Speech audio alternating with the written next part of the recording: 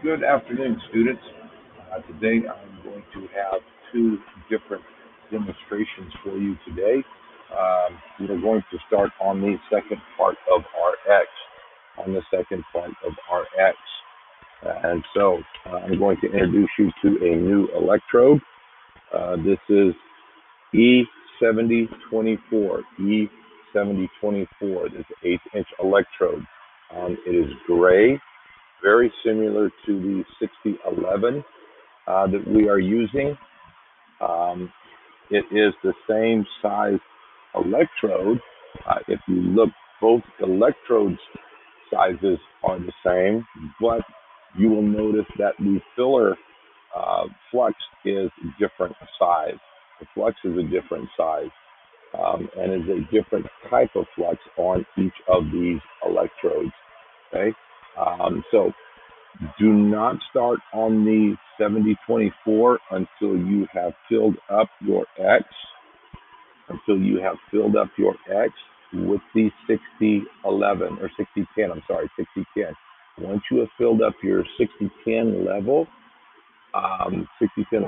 then show it to me and I will say, okay, then you can proceed with the 7024.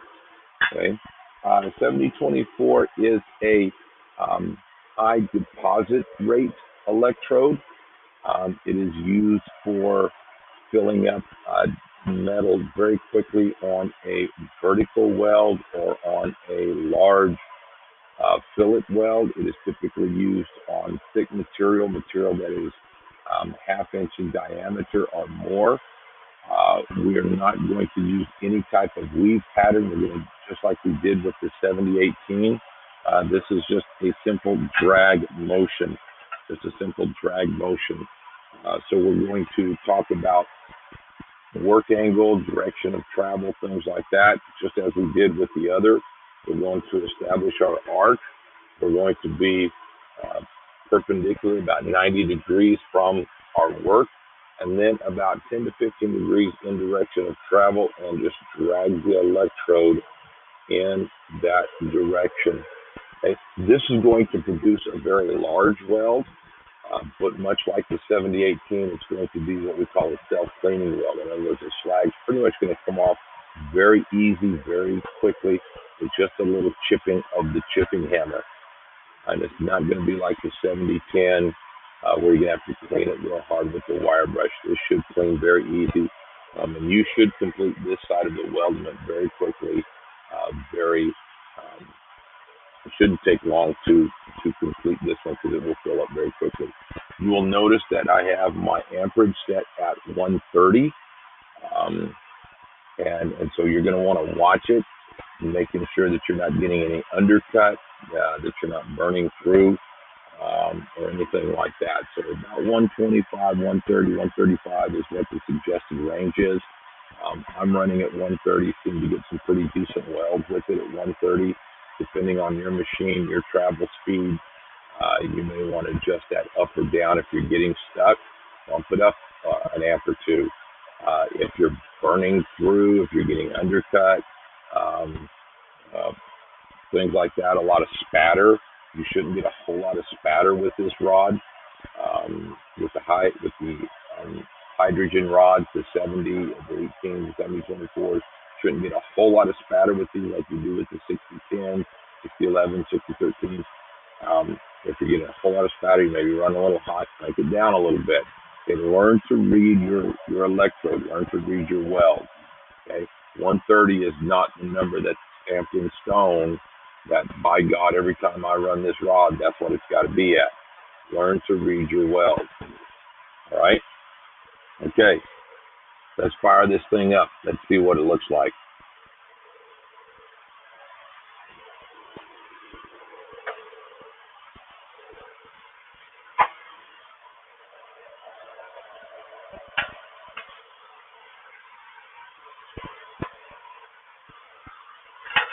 And again, I'm going from the front.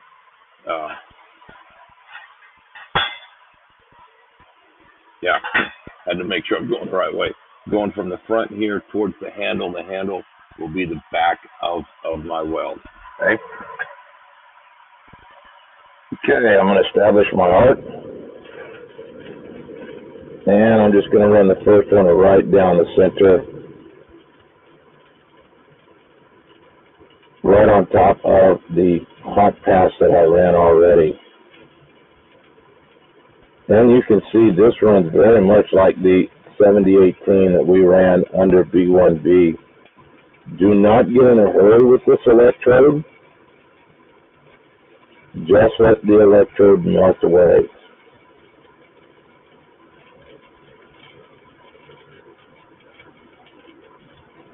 Now, when you get to the end of your weld with this one, much like we did with the 7018, circle, circle, back up over the top. Okay. And give or take, maybe a little bit more, maybe a little bit less. That's about how much you should have.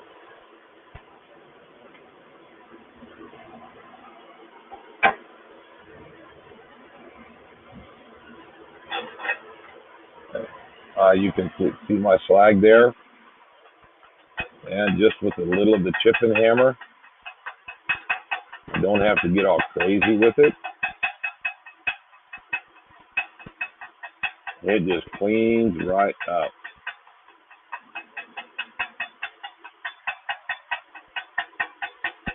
And you should have, typically you should have your helmet down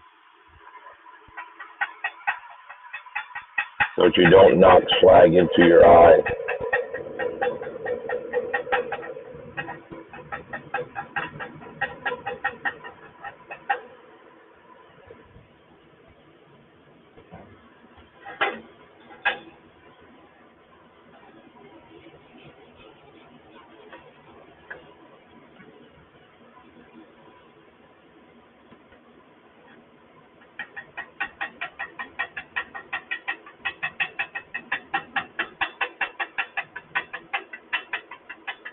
And you can see I'm not getting all crazy with it again. Not like I'm driving a 16-pound penny nail, 16 penny nail with a 10-pound framing hammer.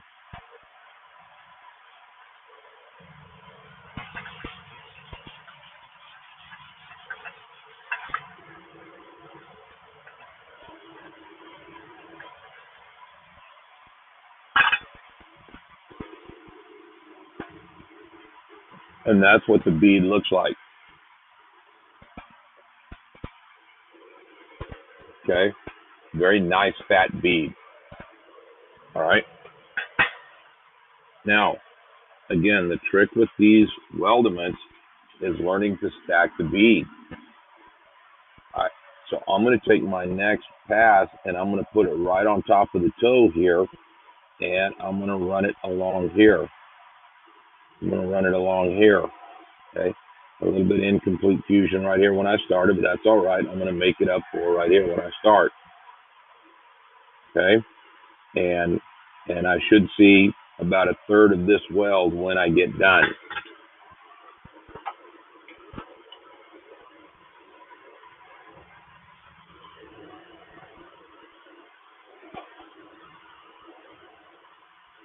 Let's do this one. Can't make up my mind which leg I want to have propped up. Okay, here we go, ladies and gentlemen.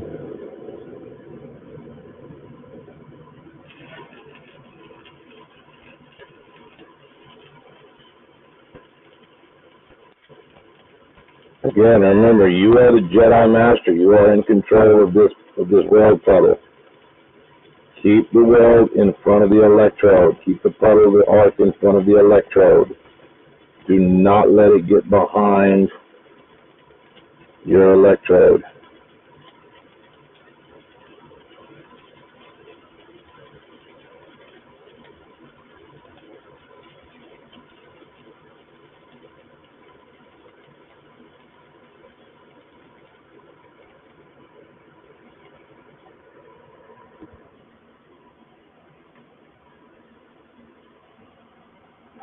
Okay.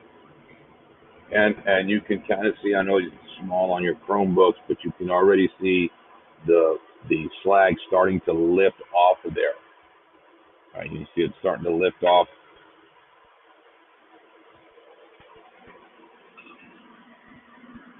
Okay, you can see it starting to lift off right there.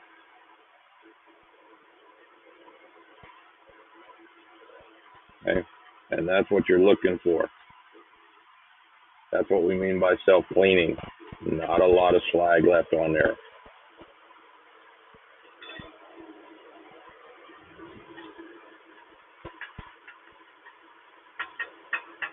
And it just breaks off in chunks. But you don't want to get overconfident, because sometimes you'll leave little pockets of slag here on the side. So again, that's why you take your wire brush, hit it real good. Make sure you get those sides. Okay.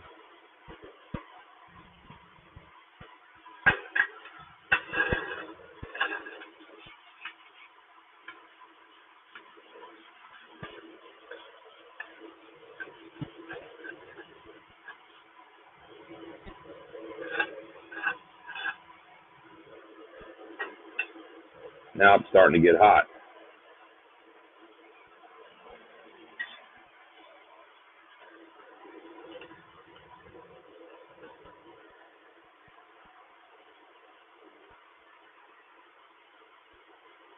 Okay.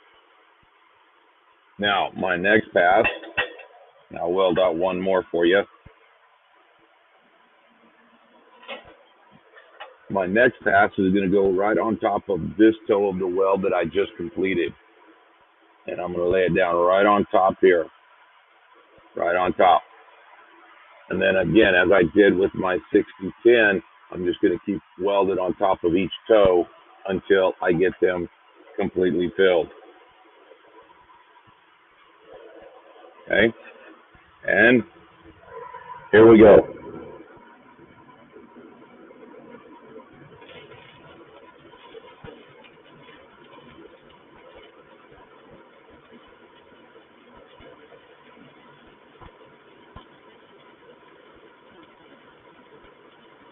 Again, you can see there's not a whole lot of spatter on this electrode, but there's a lot of iron being deposited, a lot of material being deposited into that weld, even though it's still only an 1/8" electrode.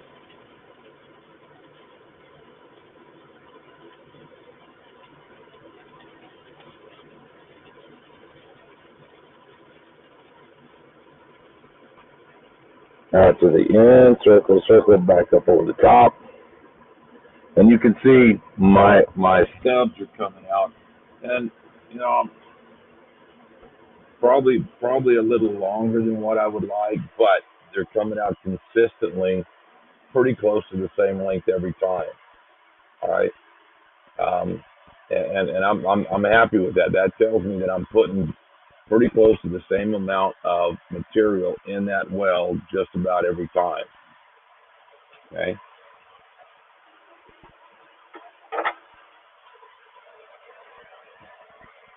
Okay. And again,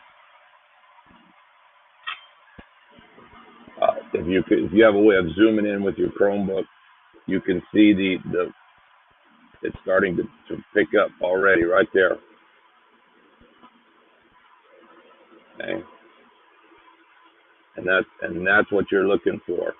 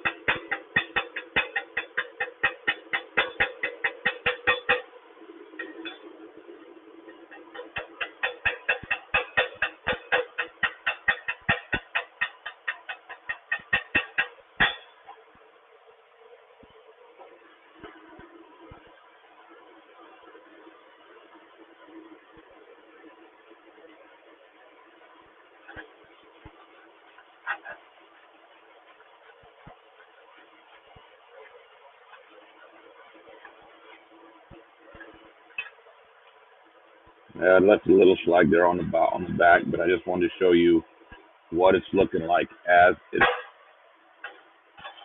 it's filling up that groove. Okay, that's what it's looking like. That's what it should look like. Nice clean welds. This one's not as strenuous, not as troublesome. Hopefully for most of you. But first of all, again, make sure that you finish up your 6010 side before you start your 7024. Okay. Once that side is done and I sign off on it, then you can start this one. Right? You have a 6010 lap weld that I demonstrated last week. I'm going to demonstrate a 6010 T weld, fillet weld. I'm going to demonstrate that. That's going to be posted here directly. So you have 1, 2, 3, 4. You have 4 weldments. Do not wrap your head around, oh my God, they're all due. No, they're not due until the end of the semester. Okay. That being said, please do not wait until the end of the semester to turn them in. Okay. I would rather you turn something in today and me look at it and go, no, that needs to be reworked. All right, because I want quality, not quantity. Okay. I want quality. And there's no reason why you can't, with continued practice, become decent welders. Right? You don't become a good soccer player, a good football player, a good track runner overnight. It just takes continual practice of being in the booth, burning rod, and you can do it. You can do it. So I will see you in the booth. I'm out.